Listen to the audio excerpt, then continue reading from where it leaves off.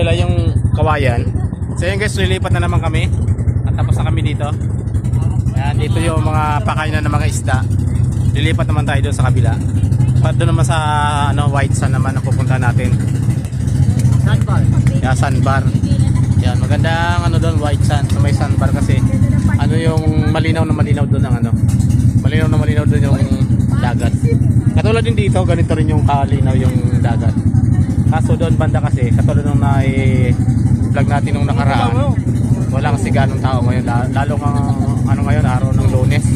So wala ganong tao ngayon. Kaya tayo na naman, solo na naman natin doon yung sandbar doon sa kabila. Ano yung lambat? Lambat yun, no?